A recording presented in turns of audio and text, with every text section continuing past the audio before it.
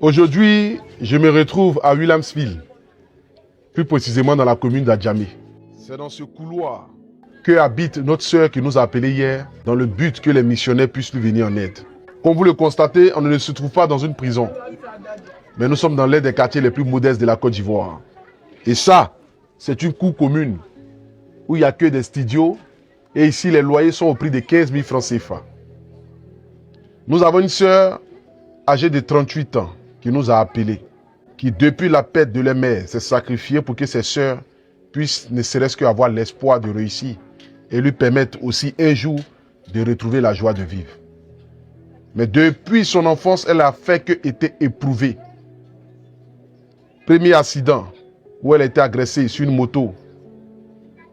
Deuxième accident où elle est percutée par une voiture. Et là, elle perd complètement l'usage de ses pieds parce qu'elle n'arrive plus à marcher comme il se doit. Se disant peut-être que c'était la fin de ses épreuves qui étaient là. Mais il y a de cela encore quelques mois, on vient lui annoncer qu'elle atteint d'un cancer de type 3, un cancer du sein. Le cancer le plus dangereux qu'une femme puisse avoir. Ne sachant plus vers qui se tourner, vivant dans une modeste cour, comme vous le constatez, un loyer de 15 000 francs qu'elle n'arrive pas à payer, où elle va trouver la somme de 2 millions de francs CFA dans le but de pouvoir faire ses soins. Elle s'est tournée vers les missionnaires. Milliers dans tous les pays du monde entier et dans la Côte d'Ivoire se sont mobilisés.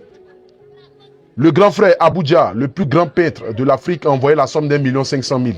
Et les missionnaires ont cotisé plus de 3 millions, presque 4 millions de francs CFA, qui va lui permettre de pouvoir déménager et ensuite de pouvoir faire ses soins et ne serait-ce que gagner un petit sourire sur son visage.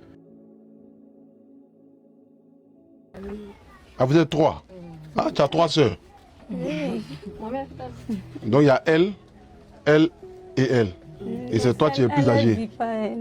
Donc les missionnaires, comme promis, je me retrouve aujourd'hui chez notre sœur du nom de Mariam. Depuis des années, après plusieurs accidents, une agression sur une moto, une voiture qui la percute, elle a été vue aussi à son jeune âge par 2 personnes. Aujourd'hui, on vient lui annoncer qu'elle a le cancer du sein de type 3. Elle peut peut-être se poser la question de savoir pourquoi est-ce que Dieu la met autant à l'épreuve.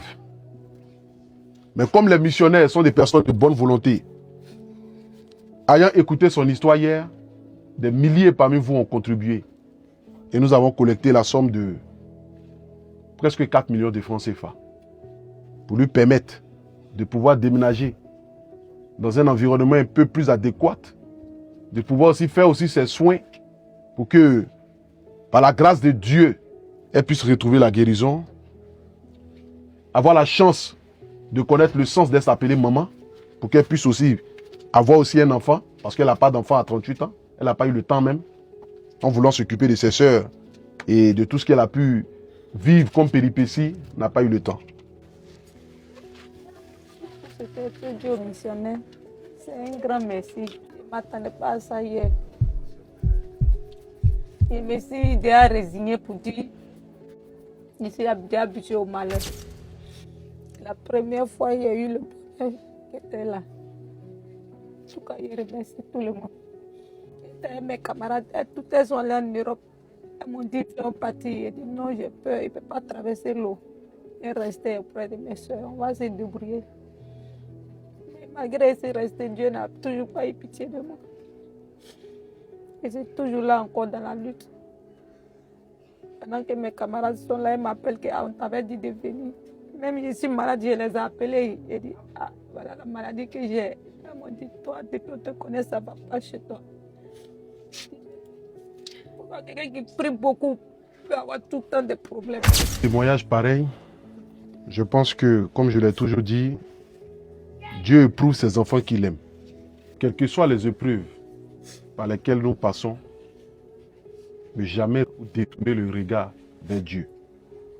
Parce que lui seul sait pourquoi il fait toutes choses. Merci à tous les missionnaires. Merci à tous ceux qui ont contribué, à ceux qui ont partagé.